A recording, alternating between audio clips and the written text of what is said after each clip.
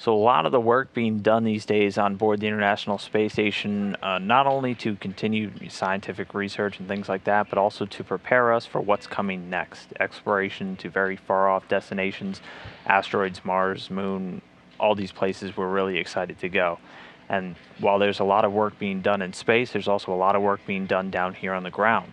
One of those projects taking place here at the Johnson Space Center is the development of the spacesuits that future Orion travelers might be wearing.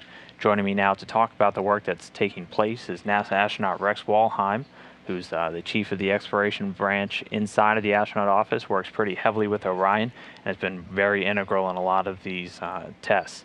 Now, first off, the suit. Let's talk about the suit real quick. It's a very familiar suit. Yes, big it is. Orange pumpkin suit that they wore on the shuttle. Yep, and that's why the term MACES, or the modified ACES suit, which is it's a offshoot of the suit we wore during the space shuttle's launch and entry phases. So the modified portion is what we're working on to try to get it to do more than it did during the shuttle program. And that more that you guys are working on. So it was a launch and entry suit. So yes. The astronauts, they only wore it when they were launching off and when they were coming back down. And what do we want to add to that? So we want to add the capability of doing an EVA, or a spacewalk, with this suit, which is a tricky proposition because it was designed originally as an ACES suit, as just launch and entry, so it could hold pressure, but it wasn't meant to give you the mobility to do all the types of tasks you would generally do on a spacewalk.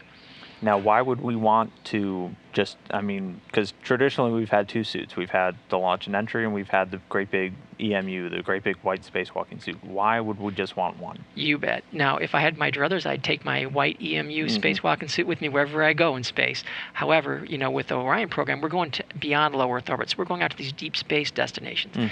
It takes a lot of thrust and a lot of gas to get out there. So weight is a big issue.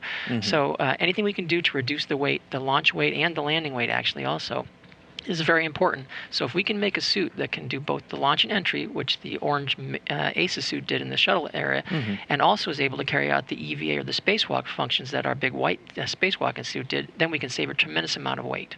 So very real reason to be doing this work, and we've been doing some pretty cool tests in the pool. We'll get to those in a second. What's some of the work that you guys have been doing up until this point, to prepare to kind of advance the suit to where it is now? Well, we've been taking an incremental approach, so we're doing step by step. And the first step is we put ourselves in the old ACES suit and figured out where the pressure points were and things like that. And it was pretty tricky to work in that. And the smart guys in the suit labs, they figured out, well, if you sized it differently, if you kept it as tight as you can, it's going to be a lot more comfortable, and you're going to be able to move around a lot better. So we started with that, and then one of the things we quickly realized was that the gloves were not good enough. The gloves we used in the ACES suit when we're on the launch and entry, they're meant to be used non-pressurized unless there's an emergency. And then they would pressurize, but they do not have very good tactile feel when you're pressurized. So we realized quickly that these gloves aren't going to be good enough to do a spacewalk with. So we switched out what are called Phase 6 gloves. And those are our great spacewalking gloves that we use on our white EMU spacesuit. So we adapted the ACES to be able to handle those kind of gloves. There's also some important things we need to do with the life controls, life support system. So the ACES suit on the shuttle, it flows overboard. It's kind of what we call an open loop. So it would flow the air you breathe out overboard or into the cabin, whereas you can't do that on a spacewalk because you'd use so much oxygen that it would be prohibitive. So they modified the ACES so that it has a closed circulation system so that it can recycle the air, so you're not losing all that oxygen. So now you're kind of mirroring a little bit of what the EMU already does. Exactly. So then now we had the closed loop system, we had the Phase 6 gloves. Well, one of the other things we need is the ability to stabilize ourselves at a work site, and to do that, we commonly on our spacewalks in the space station use what's called a portable foot restraint, or a PFR. And a portable foot restraint, you just put your feet in there, you put them under a toe clip, and you clip your heels underneath the clip, and you can stay there with both hands free and be able to work. The ACES suit, the original one with the shuttle, you couldn't do that, and so one of the most recent modifications we did was add these boots from the EMU so that we'd be able to use these portable foot restraints. So we added that. And that proved out to be a really useful addition. Now then, even if we have these good gloves and good boots, another problem we have with the ACES, it just isn't very mobile. And so we knew that from the start that we're going to have a problem with mobility, because when it's pressurized, it's just not an EMU where you can move it really nicely.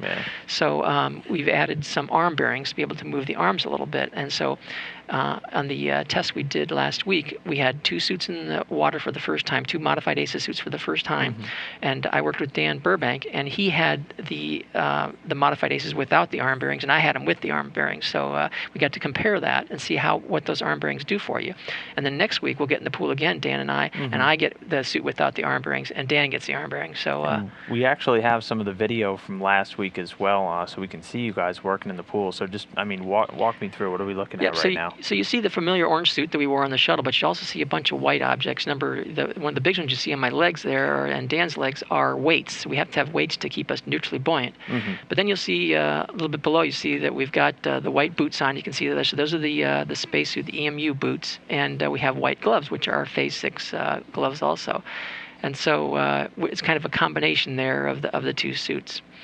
And here we're testing our mobility. Basically, we're getting into in and out of the space station airlock. Now, it's not really a task we would do on an Orion mission to an asteroid, but it's a typical task we've trained on many times before, so we can test our mobility and see how well we can move around there. And again, here we're doing some more translation tasks, seeing how well you can move around with these new arm bearings and with your Phase 6 gloves and your boots. And I remember you talking a little bit about, getting into the pool. It's an important step because you kind of learn things about the suit that you didn't even think about. Right, and it's a big trade-off. It is not an easy thing to go to 1 suit from 2 suits. The reason we had 2 suits was because they were specialized, and they each had their own specific function.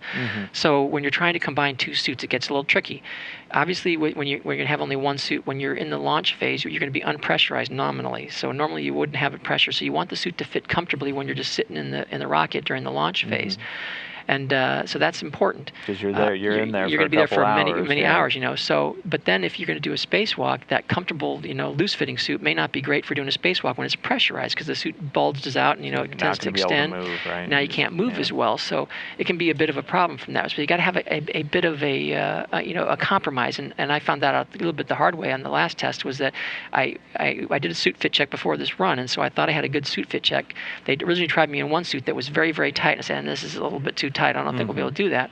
So they went to a longer suit, which felt better when it was unpressurized. But then after a while in the water, I found out it was just too long, and it was not fitting me well at all. So we're going to have to go back to the drawing board, get me a smaller suit, see if we can optimize it where it doesn't hurt when it's unpressurized, but you're still able to function in it when it's pressurized and you're doing a spacewalk. And so what are some of the steps kind of going forward, or what did you guys really first off, what did you guys really focus on last week? What were the major elements of last week's test? The major element of last week's, we were just trying to tell whether we could work together as a team, because it was the first time we had 2 people in the pool at the same time with this new modified ACES suit. It's really the first time we've tested a new suit together, 2 of them in the pool, since we started the space shuttle program's EMU. So it's been a long time. So we just see, could we work together? And then we continue to evaluate the new boots, the Phase 6 gloves, and then since I had the wrist bearings and Dan didn't, we could see what kind of difference that made. And so that we worked all those things together and did some typical tasks we would do on the space station as kind of basically just benchmarking what we know we can do in the EMU and how hard is that to do it in the ACES suit. Okay, and what are some of the things you guys are going to be focusing on going forward, or what are some of the cooler tests you guys might have coming up? Well, so we're going to be swapping suits, so we can really test out what the function of that arm bearings is. I really like those arm bearings, and when they take them away, I'm sure I'm going to see, hey, that wasn't such a great idea. So we'll test that, and then we're going to start doing more representative tasks of an asteroid retrieval mission, which is what we want to use this suit for potentially. Could you do some of the tasks we expect to do on an asteroid retrieval mission? Okay. Well, Rex Walheim, NASA astronaut and chief of their exploration branch, again talking to us about the modified ACES suit work being done here at the Johnson Space Center. Rex, thanks for coming on. It's a really cool suit. Good luck in the pool next week. Hope Dan doesn't run too many circles around you with those new arm bearings. All right. Thanks. Thanks, Dan.